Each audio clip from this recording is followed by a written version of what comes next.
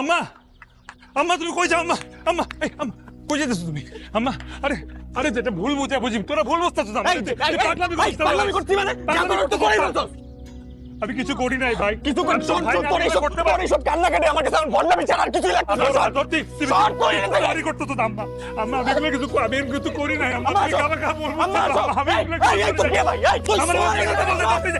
আম্মা চলো আম্মা তুমি যাও না আম্মা আমি কোনো ভুল করে থাকলে আমার মারো আম্মা তুমি চাও তো আমার ছেড়ে যাও না আম্মা তোমাদের কারো কোনো কষ্ট হইতেছে না, কষ্ট হইতেছে আমার। এটা আমার স্বামীর বাড়ি, কিন্তু এখন আর আমার নাই, এখন তোমাদের। আমার স্বামীর বাড়িটা দেখে রাখো, যত্নে রাখো, সবকিছু গুছিয়ে রাখিস। আমার স্বামীর বাড়ি এটা।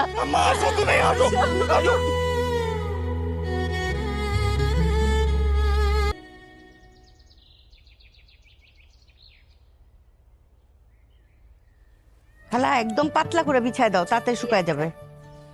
বাবাই, তুই তো সকালেও নাস্তা খাস নাই, ভাত খাবি না? আম্মা আমি রোজা রাখছি। রোজা রাখছিস? কিসের জন্য রোজা রাখছিস বাবা? মানত করছি। মানত? কোনো গুরুত্বপূর্ণ কিছু? আম্মা পরে বলবো না তোমাকে। বল না আমারে। পাইছোস? ওরে আদর, কি রে বাবা? আমি জানতাম তুই চান্স পাবি। তোর মতো বিলিয়ন পোলা যদি চান্স না পায় আমি আমার নাম পাল্টে ফেলতাম। জি ভাই এত খুশি ঈদের ঈদের চাঁদ উঠছে নাকি? আব্বা ঈদের চাঁদ দিতে উঠছে। হ্যাঁ, তোমার ঘরে চাঁদ কপাল ছেলে আছে না, যাই করে তাতেই শোনা বলে।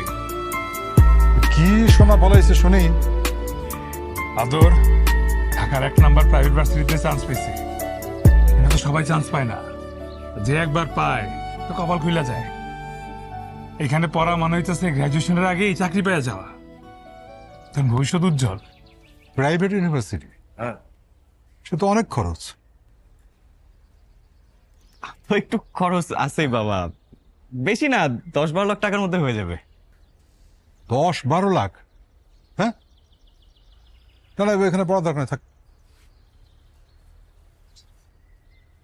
এটা কি বললা বাবা, মানে এখানে সবাই তো চান্স পায় না, আমি পাইছি। আর 10-12 লাখ টাকা তোমার কাছে কি কোনো কঠিন কিছু?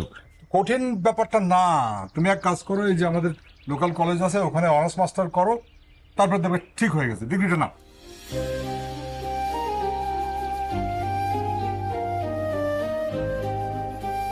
আমি ইউনিভার্সিটিতে পড়তে না পারলে আমি পড়াশোনা ছেড়ে দেবো। ছেড়ে দিলে দাও, তাতে আমার কিছু যায় আসে না, তোমার ইচ্ছে, যাও।